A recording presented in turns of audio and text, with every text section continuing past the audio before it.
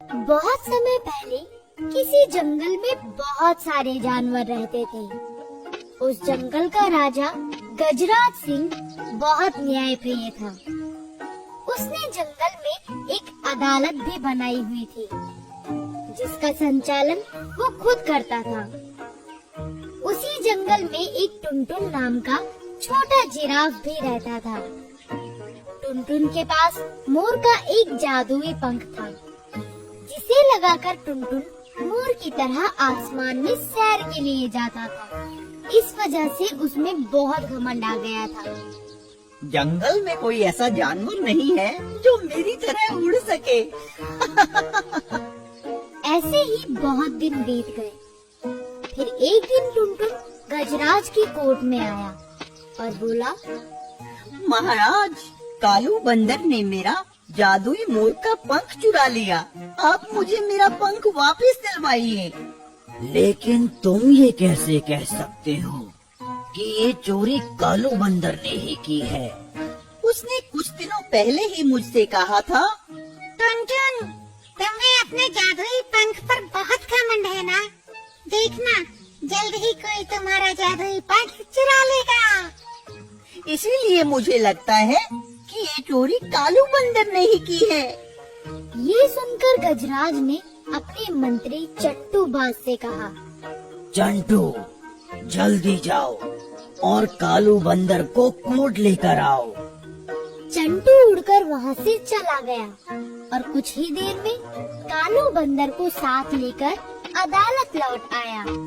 कालू बंदर, टुनटुन का कहना है कि तुमने उसका जादुई पंख चुराया है। नहीं महाराज, मैंने कोई पंख नहीं चुराया। तुम झूठ बोल रहे हो। तुमने ही मेरा पंख चुराने की बात कही थी। लेकिन मैंने चोरी नहीं की। उनकी बातें सुनकर गजराज ने उन्हें रोकते हुए कहा, ऐसा लगता है तुम दोनों अपनी अपनी जगह सही हो, इसीलिए कोर्ट की तरफ से तुम दोनों को एक एक वकील दिया जाएगा, जो तुम दोनों की तरफ से ये मुकदमा लड़ेगा। बुद्धि राजा भालू, तुम कालू बंदर की तरफ से, और चमकू लोमड़ी, तुम टुनटुन जिराफ की तरफ से ये मुकदमा लड़ोगी। अगले दिन से मुकदमा शुरू हुआ। चमकू लोमड़ी, पहले तुम शुरू करो। चंपू लोमड़ी आगे आई और उसने अपना पक्ष कोर्ट के सामने रखा। महाराज, बहुत समय पहले मेरे क्लाइंट ने एक मोर की मदद की थी, जिससे खुश होकर उस मोर ने मेरे क्लाइंट को अपना एक पंख दिया था। वो कोई आम पंख नहीं था, वो एक जादुई पंख था। इसके इस्तेमाल से कोई भी जानवर पक्षी के जैसे उड़ सकता था। इसीलिए सभी जानवर मेरे क्लाइंट से जलते थे और इसी जलन के कारण कालू बंदर ने मेरे क्लाइंट का वो पंख चुरा लिया। इस पर बुद्धि राजा भालू सामने आया और बोला, महाराज, चंपू लोमड़ी सही कह रही है। उस पंख की वजह से जंगल के सभी जानवर टुनटुन जिराफ से जलते थे। इसलिए सिर्फ मेरे क्लाइंट पर शक करना गलत है। सिर्फ शक नहीं, तुम्हारे क्लाइंट ने मेरे क्लाइंट को धमकी दी थी कि जल्दी ही वो पंख चोरी हो जाएगा। तो अगर मेरा क्लाइंट कहे कि महाराज पतले हो जाएं, तो क्या महाराज पतले हो जाएंगे? महाराज मोटे हो या पतले हो, हमें उससे क्या मतलब।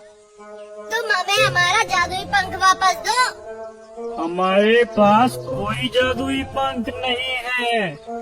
खामोश, ये बहस करना बंद करो और किसी के पास कोई गवाह या सबूत हो तो पेश करो। ये सुनकर बुद्धि राजा भालू सामने आया। महाराज, मैं चंटू सियार को बुलाना चाहता हूँ। इजाजत है। जिस रात चोरी हुई, क्या उस रात कालू बंदर तुम्हारे साथ था? हाँ, उस रात कालू बंदर मेरे साथ मेरी गुफा में ही था।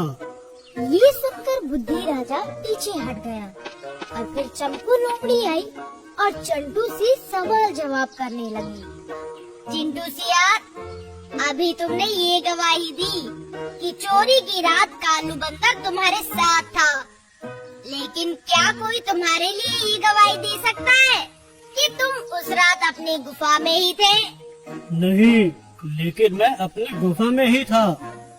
ये देखकर बुद्धि राजा समझ गया कि चंपू को हराना आसान नहीं है। उसने महाराज से कहा, महाराज, मुझे और गवाह पेश करने के लिए कुछ समय चाहिए।